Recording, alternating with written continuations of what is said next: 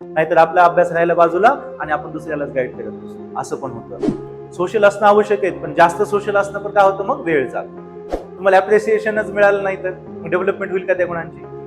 आपली शिकार होईल तर आपण काय करणार, एका झाडावर दुसऱ्या झाडावरती जाणार. आणि माकड तुम्हाला माहित आहे, मग जिवंत तो पण आहे ना, जो साईडला पडला तो पण श्वास घेतोय, तो पण जिवंत आहे, पण त्या जीवनाला काय अर्थ आहे का?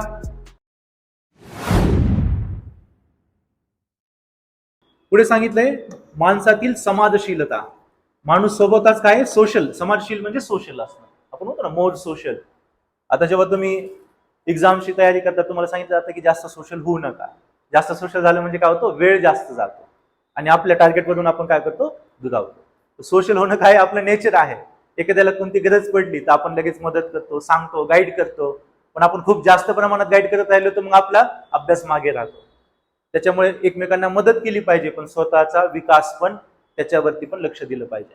नाहीतर आपला अभ्यास राहायला बाजूला आणि आपण दुसऱ्यालाच गाईड करत बसू. असं पण होतं. आणि ह्या प्रवासात नक्की होता त्याचं, त्या गोष्टीला आपण नियंत्रणात ठेवलं पाहिजे. एकमेकांना नक्कीच मदत केली पाहिजे, पण त्याच्यामुळे स्वतःचं नुकसान नाही झालं पाहिजे, हे सगळ्यांना कळायला पाहिजे. आणि जिथे आपलं नुकसान होतंय, आपण दुसऱ्यांची मदत करतोय, तर ते आपल्या फायद्याचं नसतं. ओके. सोशल असणं आवश्यक आहे, पण जास्त सोशल असणं पण काय होतं, मग वेळ जातो. सर्वांसोबत राहणे ही जशी आनंदाची बाब आहे, तशी ती आपली गरज पण आहे. आता तुमच्यामध्ये इतक्या कला गुण असतात, कुणाला चित्र काढता येतं, कुणाला गाणे म्हणता येतात, कुणाला डान्स करता येतो, कुणाला मेहंदी काढता येते. पण तुमच्या त्या गुणांना कोणी नवाजलंच नाही तर, तुम्हाला अप्रिसिएशनच मिळालं नाही तर मग डेव्हलपमेंट होईल का त्या गुणांची? वाव, खूप छान मेहंदी काढली, सगळ्यांनी नवाजलं, तर दुसऱ्या दिवशी काय करणार, आणखी चांगली काढण्याचा तुम्ही प्रयत्न करणार. डान्स केला, तुमच्या डान्सला नवाजलं, आता तो सोशल मीडिया कशासाठी होतं, प्रत्येक गोष्ट आता आपण सोशल मीडियाला टाकतो, इंस्टाग्राम, फेसबुक, काही पण. जेवायला गेलो, हा मी हे जेवतोय ते खातोय. डान्स करायचा लग्नामध्ये, आणि त्याचा व्हिडिओ बनवून टाका. लेकरू चालायचं शिकतंय, त्याचा व्हिडिओ बनवून टाका. आणि सगळ्यांच्या मागे काय आहे, अप्रिसिएशन पाहिजे आपल्याला. कारण की वी आर सोशल अॅनिमल. आपण काय सोशल अॅनिमल. आपल्याला पाहिजे असतं प्रशंसा. प्रशंसासाठी चाललंय की नाही, आपण टाकतो का मला कोणीतरी नाव ठेवावं यासाठी? आपण सोशल मीडियाला विविध गोष्टी अपलोड करतो का, कारण की आपल्याला काय पाहिजे असतं, अप्रिसिएशन, प्रशंसा हवी असते. त्याच्यातून काय करणार, आपण आणखी चांगल्या गोष्टी करणार. करतो की नाही? आता तुम्हाला अप्रिसिएशन मिळालं, समजा तुम्ही एखादा कुकिंगचा व्हिडिओ टाकला आणि ना भूतो ना भविष्यंती, सुरुवातीलाच त्याला थाउजंड्स ऑफ पीपल्सनं बघितलं, हजारो लोकांनी बघितलं आणि अप्रिशिएट केलं, वाव खूप छान. तर दुसऱ्या दिवशी काय करणार, आणखी चांगला व्हिडिओ तुम्ही टाकणार त्याच्यामध्ये, कारण की आपल्याला त्या गोष्टीची गरज आहे. बरोबर की नाही? तर आपल्याला आनंदाची भाग काय आणि गरज पण आहे. आनंद पण मिळतो आणि गरज पण असते एकत्र राहण्याची. आपल्या अनेक गरजा असतात, जसं की सगळ्यात बेसिक म्हणजे अन्न, वस्त्र आणि निवारा. या आपल्या शारीरिक गरजा आहेत. आणि जसं मी तुम्हाला म्हटलं की प्रशंसा, सिक्युरिटी असणं, सुरक्षेची भावना, हे काय मानसिक गरजा आहेत. आपल्या शारीरिक आणि मानसिक दोन्ही पण गरजा कुठे पूर्ण होतात, समाजात पूर्ण होतात. अन्न, वस्त्र, निवारा आज आपले फिजिकल नीड झाली की नाही. आलं की आता बघायला गेलं तर अन्न, वस्त्र, निवारा सोबत एज्युकेशन त्याच्यामध्ये आलं, शिक्षण त्याच्यामध्ये येतं, आरोग्य त्याच्यामध्ये येतं. म्हणजे बेसिक गरजा होतात. आता मोबाईल पण काही दिवसांमध्ये त्याच्यामध्ये, इंटरनेटचा ऍक्सेस. ऑब्व्हियसली आज मोबाईल जर काढून घेतला एक दिवस तर आपल्याला वाटतं की आपलं आयुष्य अर्ध झालंय, है ना? मोबाईल बघा ना तुम्ही, सकाळपासून संध्याकाळपर्यंत मोबाईल नका बघू, तुम्हाला वाटेल काहीतरी मोठी गोष्ट आयुष्यातून हरवून गेली आहे.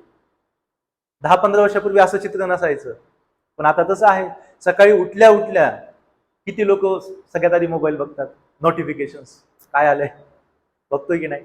रात्री झोपणं म्हणजे मोस्ट ऑफ द जी रात्र होत असणार आहे ना, ती मोबाईल ठेवूनच होत असेल, किंवा टीव्ही बघूनच होत असेल, सोशल मीडियावरूनच होत असेल. आणि सकाळी उठल्या उठल्या आपल्याला मोबाईल लागतो, इव्हन उठवण्याचं काम पण मोबाईलच करतो. मग बेसिक गरजा पण आता समाज जसा बदलतो ना, समाज जसा ऍडव्हान्स होतो ना, बेसिक गरजा पण बदलतात. पण ह्या 3 गरजा कधीच बदलणार नाहीत, त्या लागणार आहेत. जोपर्यंत समाज आपल्याला लागणार, आणि प्रतिष्ठापूर्वक म्हणजे सन्मानपूर्वक जीवन जगायचं आपल्याला, या गोष्टी लागणार.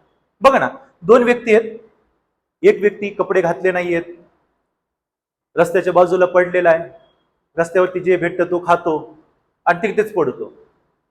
त्याला आपण प्रतिष्ठापूर्वक जीवन म्हणू का? तो पण समाजात राहतोय, पण त्याला आपण सन्मानपूर्वक जीवन म्हणू का?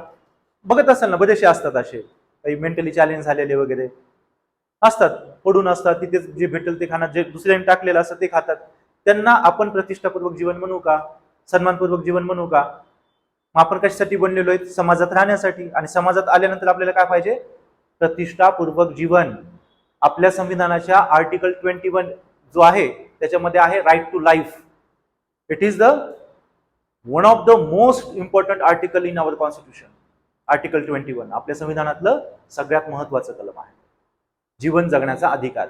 तर त्याच्यामध्ये सांगितले आपल्याला फक्त जीवन जगण्याचा अधिकार नाही, तर आपल्याला काय आहे, प्रतिष्ठापूर्वक जीवन जगण्याचा एक्झॅक्ट वर्ड्स यूज केलेले आहेत त्याच्यामध्ये. मग जिवंत तो पण आहे ना, जो साईडला पडला तो पण श्वास घेतोय, तो पण जिवंत आहे, पण त्या जीवनाला काय अर्थ आहे का? म्हणून आपल्या संविधानाने आपल्याला काय दिले, प्रतिष्ठापूर्वक जीवन. प्रतिष्ठापूर्वक जीवन जगण्याचा अधिकार आपल्याला दिलेला आहे, फक्त जीवन जगण्याचा नाही, प्रतिष्ठापूर्वक. आणि त्याच्यामध्ये 35 ते 40 लिस्ट आहेत अशा गोष्टींची, जसे की राईट टू प्रायव्हसी. यावेळेस युपीएससीला पण क्वेश्चन आलता, एमपीसीला पण नेहमी येतो. गोपनीयतेचा अधिकार आपल्याला लागते की नाही प्रायव्हसी, आपण सगळ्या गोष्टी ओपन करतो का? तर राईट टू प्रायव्हसी आपल्याला तो पण मिळालेला आहे. स्वच्छ पर्यावरणाचा अधिकार, चांगल्या रस्त्यांचा अधिकार, जीवन जगण्यामध्ये ह्या सगळ्या गोष्टींची लिस्ट आहे. म्हणलं ना तुम्हाला 35 ते 40 गोष्टींची लिस्ट आहे आर्टिकल 21. त्या सगळ्या गोष्टी आपल्या संविधानाने सांगितलं की नागरिकांना त्या मिळाल्या पाहिजे. कारण की फक्त जगायचंय का आपल्याला, तर प्रतिष्ठापूर्वक जगायचंय, सन्मानपूर्वक जगायचंय. आणि ते कुठं शक्य असतं, समाजात. ओके, तर तुम्हाला ह्या बेसिक ह्याच्यातून कळालं की आपल्याला समाजाची गरज का पडली आणि आपण समाज निर्माण का केला. तर सगळ्यात पहिले काय, सुरक्षेची भावना सगळ्यात पहिले तिथून झाली. कारण की असुरक्षितता, माकडापासून माणूस का बनलो आपण, सुरक्षितता. कारण की जेव्हा डायनासोर्स होते ना, तेव्हा जंगल होते, घनदाट जंगल होते, त्याच्यामुळे आपली शिकार होत नव्हती. तेव्हा आपण काय होतो, माकड. आपली शिकार होईल तर आपण काय करणार, एका झाडावर दुसऱ्या झाडावरती जाणार. आणि माकड तुम्हाला माहित आहे, तो सिंहाला पण तपवतो, चिडवतो, गटत नाही ना कोणालाच. तर आपण होतो ते. पण आफ्टर क्रेटाशियस पिरियड, क्रेटाशियस मध्ये काय झालं, व्होल्कॅनिक इरप्शन झाले, जंगल जळाले, आणि काय राहिला, गवताळ प्रदेश पूर्णपणे. झाड राहिले का आपल्याला, नाही. मग आपण कुठे आलो, ओपन ग्राउंड वरती आलो. आणि ओपन ग्राउंड मध्ये आपली खुलेआम शिकार होत होती. मग आपण काय केलं, आपल्या बॉडीमध्ये अडॅप्शन्स आणले. आता ते अडॅप्शन्स का आणले, सुरक्षा. शेपटी घालवली, हातापायांचे आकार बदलले, इथे जास्त फोकस केलं आपण. आज आहे का आपल्यासारखं कुणाचा आहे का मेंदू, माणसासारखा प्रगत मेंदू आहे का कुणाचा, नाही. डॉल्फिन वगैरे आहेत ते पण नंतर आहेत आपल्यापेक्षा. हालाकी ते त्याच्या दिमागाचा वापर आपल्यापेक्षा जास्त करतो, आपण तेवढा आणखी केलं नाही. आपली इव्होल्युशन तेवढी झाली नाही. आपण अजूनही 5-10% ब्रेन यूज करतोय. 100% यूज केलं माहित नाही आपण काय करू शकू, हवेत उडू पण शकू असं गेल्यानंतर. आपल्या ब्रेनची लिमिट आपल्याला माहित नाही आणखी. बराक ओबामा यांनी त्यांच्या प्रेसिडेंटच्या टाइम मध्ये एक प्रोजेक्ट सुरू केला होता, ब्रेन प्रोजेक्ट, जो आणखी पूर्णत्वास गेलेला नाहीये. आणि तो त्यावेळेसचा सगळ्यात मोठा प्रोजेक्ट होता, खूप खर्च झालेला त्याच्यावरती, सुरू केला होता. म्हणजे माणसाच्या दिमागाला ओळखणं एवढं अवघड आहे, अजूनही पूर्ण अभ्यास होऊ शकलेला नाही आपल्या ब्रेनचा. विचार करा किती कॅपेबिलिटी असेल. मग आपण आपले अडॉप्शन केले, कशामुळे, सुरक्षेमुळे. पण आपण आलो भटक्या अवस्थेत, आणि तेव्हा पण आपल्याला काय पाहिजे होती, सुरक्षा. आगेपासून, पाण्यापासून, शिकारीपासून, आपली पण शिकार व्हायची. या सगळ्यातून सुरक्षा आपण कशी केली, आपण कळप बनवले, ग्रुपमध्ये आलो. मग तुम्ही बघताय ना, सुरुवातीला आपल्याला जे विविध स्कल्पचर्स वगैरे आढळतात, त्याच्यामध्ये आकृत्या दिलेल्या असतात. माणसांचा ग्रुप आहे, हातात भालेत आणि असे शिकार करतायत किंवा स्वतःची रक्षा करतायत. आगेचा शोध लावला, शेकोटी करताना तुम्हाला माणसं दिसतील, किती ग्रुपनं बसलेली दिसते. म्हणजे सुरक्षेची भावना ही सगळ्यात महत्वाचं रिझन होतं. त्याच्यामुळेच सगळ्या गोष्टी चेंज झालेल्या आहेत, बदल झालेला आहे, विकास झालेला आहे. सुरक्षा. आपल्याला वाटतं का आपण असुरक्षित राहतो की नाही आपण? आणि फॅमिलीमध्ये असू तर आपल्याला किती सुरक्षित फील होतं, आपण ग्रुपमध्ये असू तर आपल्याला किती सुरक्षित फील होऊ. आता आपण चुटकी वाजवली आणि तुमच्यापैकी एक जण कोणी थारच्या डेझर्टमध्ये गेला एकटा, कुणी सहाराच्या वाळवंटामध्ये एकटा गेला, तुमच्यापैकी एक असे गायब होऊन, कुणी अमेझॉनच्या फॉरेस्टमध्ये गेलं एकटं, तर कसं वाटेल तुम्हाला? पण तुमच्यासोबत बाकी सगळेजण आले तिथं, तर टेन्शन नाही आता.